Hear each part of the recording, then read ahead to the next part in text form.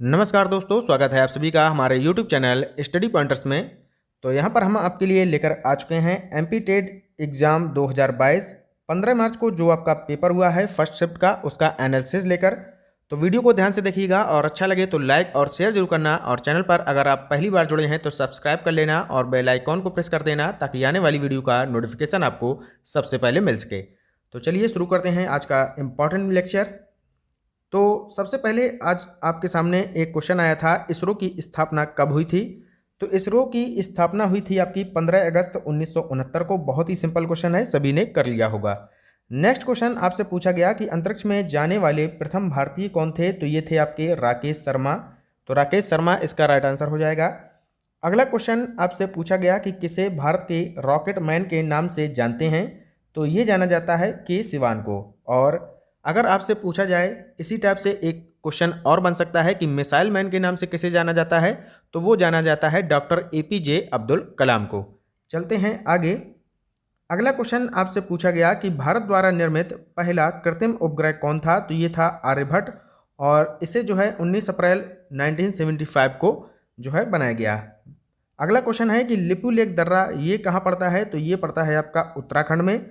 और उत्तराखंड से आपके क्वेश्चन और भी बन रहे हैं, जैसे कि आपका हुआ कि फूलों की घाटी कहाँ पर है। तो ये भी आपका कहाँ पर है, उत्तराखंड में। नंदा देवी नेशनल पार्क कहाँ पर है। तो ये भी आपका पड़ता है उत्तराखंड में। तो इस तरीके से उत्तराखंड से भी क्वेश्चन आपको मिल सकते हैं। नेक्स्ट क्वेश्चन आपसे पूछा गया कि उत्तर पश्चिम रेलवे का मुख्यालय कहाँ पर है। तो ये है आपका जयपुर में।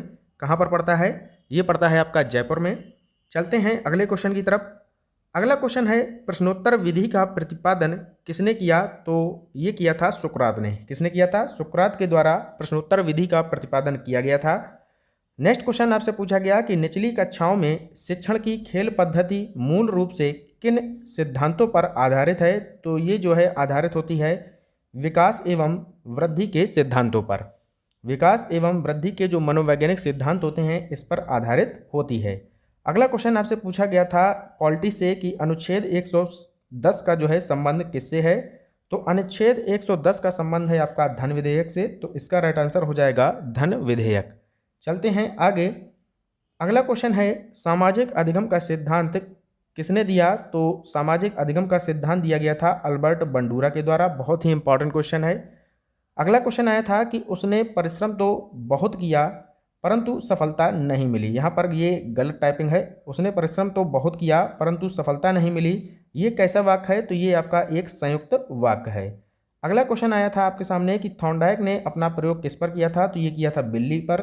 तो बहुत ही सिंपल है। चलते हैं अगले क्वेश्चन की तरफ।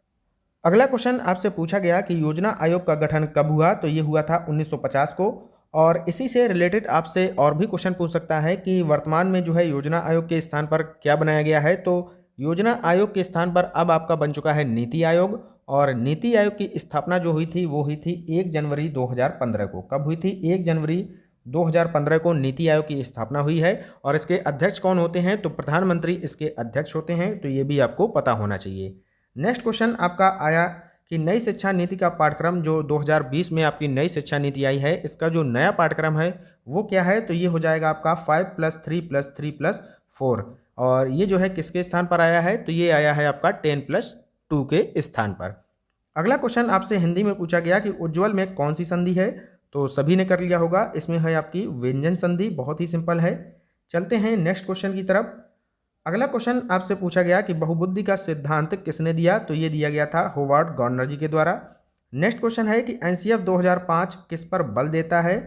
तो ये बल देता है बाल केंद्रित शिक्षा पर। किस पर देता है, बाल केंद्रित शिक्षा पर ये जो है बल देता है। और अगला क्वेश्चन आपसे पूछा गया कि क्रिया प्रसूत अनुबंधन का सिद्धांत किसके द्वारा दिया गया। तो ये दिया गया था स्किनर महोदय के द्वारा। और ये भी क्वेश्चन जो है बहुत ही इंपॉर्टेंट है आपके लिए। तो ये थे आज के कुछ इंपॉर्टेंट क्वेश्चन जो छात्रों के द्वारा हमें बताए गए और हमने आपके साथ डिस्कस किए। तो मिलते हैं नेक्स्ट पार्ट में जो आपका सेकंड शिफ्ट में पेपर होगा उसका एनालिसिस के साथ। तब तक के लिए good bye, have a nice day. जय हिंद, जय भारत।